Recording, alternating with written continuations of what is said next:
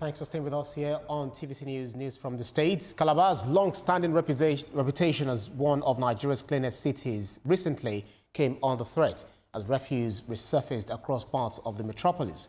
Authorities blame a mix of operational challenges and human factors, even as the state government moves to restore order. Tina Akweke reports.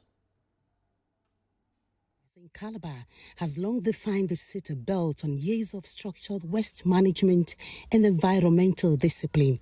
Successive governments sustained that standard, making littered streets a rare sight and positioning Calabar as one of Nigeria's cleanest cities. But in recent days, the image was briefly disrupted as refuse resurfaced across part of the metropolis. Investigations point to a mix of challenges, including equipment breakdown at dump site, increased waste generation around busy market areas, and the activities of scavengers who often scatter already evacuated waste. In a bid to understand the situation firsthand, TVC News crew moved through part of the city at night when most evacuations take place, capturing residents' reaction to the activities of scavengers. 1 year, even person in my house, where guys in government, I saw them they poor. You know they hear me. Instead of now go business. Scavengers, they always come here. Okay. They destroy all those things. I think you saw them. Yes, yes. Every time they used to come here in the night, scatter those things. These people, these condemned boys, we around this area, we have tried several times to send them away. They still come by.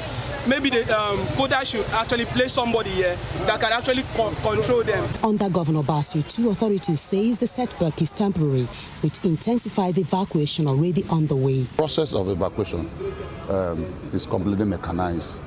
And in as much as it is mechanized, there's bound to be wear and tear.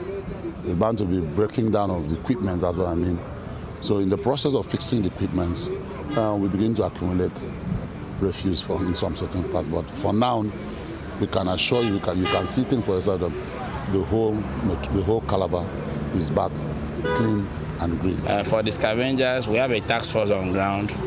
In Cross River today, there's also a ban on scrap operations because that also constitutes a window for scavengers to vandalize and steal. So a combination of all that will bring back everything in order. Tina Akweke, TVC News, Calabar, Cross River State. And Tina Akweke is in Calabar and she joins me on News from the State. Tina, before this incident, waste management in Calabar was often cited as a model of environmental discipline. What exactly do you think changed in recent days that allowed refuse to resurface so visibly?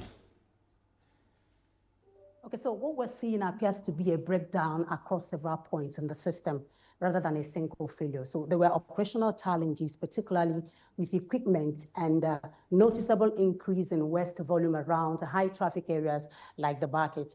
But beyond that, concerns have also been raised about lapses for evacuation. So it's really a combination of pressure on the system and gap in oversight that allowed the situation to become visible at that point.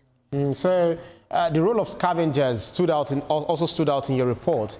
From your nighttime observations, how exactly are their activities contributing to the problem, or are they exploiting gaps in the system or creating new ones? Absolutely. From what we observed during the night operation, it was a bit of both.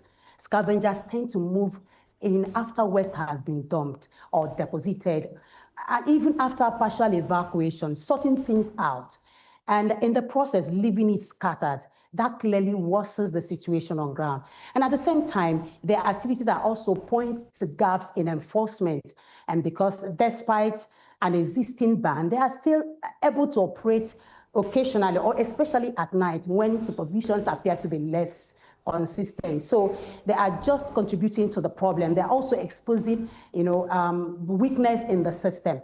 Apart from that, the authorities also pointed out that people send young children to go deposit debris. And when they get there, their hands will not get to the bin, they will drop it on the ground. So this also constitutes to the problem of resurfacing the deaths on the road at the point.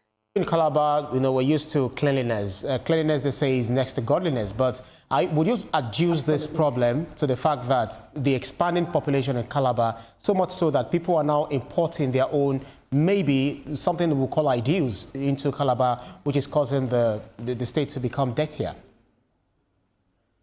I may not agree with you totally, Ibrahim, but what I would say plays out there is there has to be a lot of sensitization to people. The Cross River State government says that there is a time for people who reside in Calabar to dump their debris, to dump their waste in the dustbin. That's between 6 p.m. to 10 p.m. This enables the evacuation process to be seamless. So I think if they adhere to this, there will be a seamless operation and Calabar will return to its lost glory of clean and green. Remember, the acronym of Calabar is Come and Live and Be at Rest. Tina Kweke, thank you.